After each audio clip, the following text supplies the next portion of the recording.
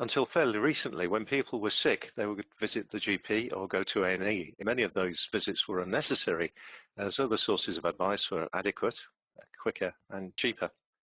New technology offered an online place to go first, to reduce unnecessary visits to doctors, GPs, and to provide a quick digital age alternative for our millennials. AI diagnostic symptom checkers that ask the user questions to advise them on the best course of action, and rich supporting information to help develop people's understanding. And this is a screenshot I took of that website 10 years on. It's for NHS Direct Wales. It's still live and kicking. We were faced with complicated technology. So we're doing integration for the first time between a diagnostic expert system, which was the first in large-scale public use, and a commercial website content management system. We had challenging requirements, a high performance, thousands of concurrent users to support, and it had to be pretty much disaster-proof, hence multiple data centers. And then, as in all fun projects, we had requirements that were emerging as the project went on. Also, we had many separate teams who would be involved in running the solution. So the project had to build the new working relationships needed for delivering that successful operation. It wasn't just about delivering technology. We had a bit of a complicated project organization as well. The consortium, first of all, so we had a prime contractor who was also responsible for developing the AI system and eventually for developing the symptom checkers, but we had two subcontractors much bigger than us. Very different corporate cultures. One of the CMS developer was very methodical, not-for-profit, and the hosting was done by a giant US corporation with a very can-do attitude. The challenging target for delivery required everyone collaborating effectively without going contractual. Adding in the client organization, which was NHS Direct, we also had two of their suppliers critical to this project, and the client's parent organization, NHS itself, with more critical third-party suppliers. And we added some responsiveness and agility through direct collaboration. And we had a team spanning the globe. IT support was spread over 3 separate locations from Newcastle to Southampton. The clinical team were in Bolton, Bristol, and London. Symptom checker development, that employed follow the sun working. We had experts in New Zealand and Berkshire, getting them ready to go live on time. So if we look at the summary of key challenges, we had firstly very short timescales. They spent 11 of the original 12 months just placing the contract. They then gave us a 4 months stretch target for delivery and a 6 months hard deadline. The partners had never worked together before and had very different cultures. 2 key suppliers were contracted direct to NHS, and the clinician team was not technical, and they found that they were not comfortable adopting AI authoring. And as I said, the project team was dispersed widely. So how were all of these challenges tackled? Firstly, we employed systems thinking and making sure that we considered the whole problem and delivered a whole solution. We worked closely with individuals, building a team spirit across organizational boundaries and using the right people for the right job, irrespective of where they sat. We understood what could go wrong and prevented it and planned for it. And of course, all of that was integrated and run concurrently. When I do this exercise when teaching, I get this result pretty consistently.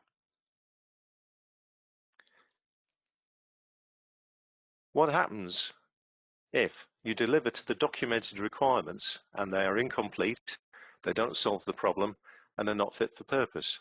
Projects that overrun and go over budget.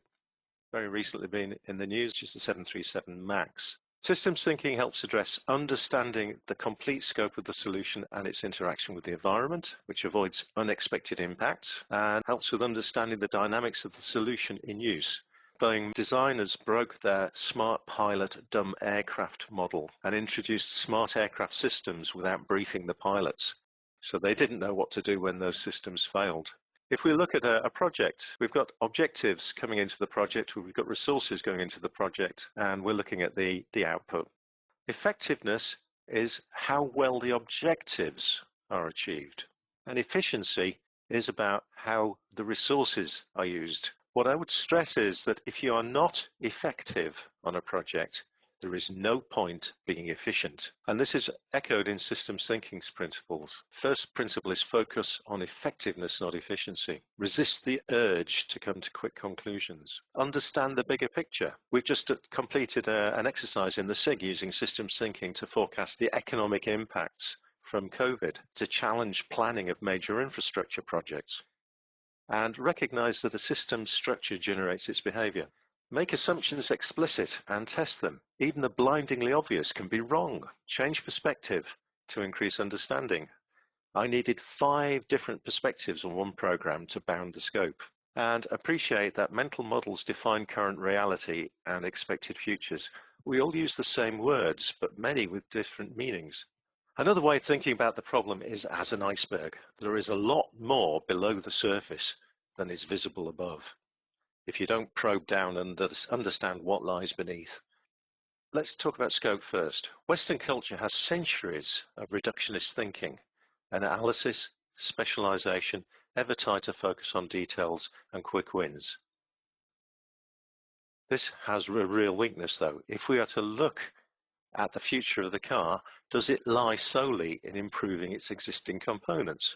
Oriental culture is much more open to strategic thinking, looking at the big picture and long-term success. While incremental improvements to car components are continuing, the future actually lies in disruptive changes, alternative power sources, driverless control, and improved situational awareness, as these are driven by social and environmental benefits. The reductionist approach is to break down the complete problem into ever smaller elements of solution. The risk is that these small component solutions do not then fit back together again to solve the whole problem. The holistic approach places the problem at the focus of the solution design. High levels of interaction during its design ensure that the parts of the solution will all fit together to solve the complete problem. Systems thinking tools are mainly graphical, as befits something that's talking about the big picture. We have things like fishbone or Ishikawa diagrams. Rich pictures, a technique that I was introduced to many years ago, really help draw out the big picture. We get things like actor maps or concept maps, trend maps, causal loop diagrams. Coming back to the project though, the second critical element was working with individuals, very disparate, dispersed. The project is a system too, so systems thinking also helped in building the team. We focused on success, not process or money. In other words, we put effectiveness over efficiency. We crossed organizational boundaries so that everyone had one aim, we had one team aiming for one success. This created flexibility in thinking, solving problems quickly and shifting work to those most appropriate. Building trust and collaboration avoided contractual behavior with the associated delays. Individuals commit to high-performing teams as it's emotional. Organizations can't. Because we were so short of time, we couldn't afford anything going wrong. We had to foresee any significant problems and avoid them delaying us. And this drove active risk management throughout the project. We had weekly risk reviews with key stakeholders, which engaged them, leading to their ownership of risks, actions, and decisions. It increased responsiveness, increased the effort that people put in, improved collaboration, and we saw openness and honesty. Let's have a look at some of these risks. So risk one, we had to connect the data centers to NHS's own N3 secure network. And a telecom supplier had already been contracted to the NHS to provide that N3 network and its connections. So day 0, we understand that there's a 60-day lead time for installation under the service level agreement, but we've got 120 days until target for delivery. At day 20, the order is placed. We have 100 days until the target, but we've had to ring fence 14 days for testing. We found that the SLA was actually working days, not elapsed days. So that was 83 elapsed days, and our float almost vanishes at that point. By day 34, our acceleration request has been declined by the supplier. Day 41, no news from them. Day 55, no news. Day 62, situation normal, no news from the telecom supplier. Day 76, no news. Day 90, just 10 days from delivery, still no progress reports. Day 97, nothing. Day 100, 1 working day before connection due. A problem. work hasn't started. There's been a communication breakdown with the subcontractor. It's going to be another 60 working days for delivery, which is 43 days too late to go live on time. How would you feel? What I'm just going to do now is to run through what actually happened, adding in our risk management. So, day 0, we identified the risk and logged it as high impact, low probability. Day 20, when a lot of you started to feel very uncomfortable, we raised the risk probability and we requested acceleration from the telecom supplier. By day 34, we raised the risk level further and we started investigating an alternative solution. By day 41, that alternative solution was designed and the security approval had been sought for it. By day 55, it had been approved by NHS InfoSec as a temporary measure for use up to 4 months. And by day 62, we've decided to cost it out. By day 76, it came back, £5,000. By day 90, we decided to definitely authorise it. And by day 97, the alternative solution was in test. Day 100, we just said we'll put the contingency solution live. No impact on the delivery date at all.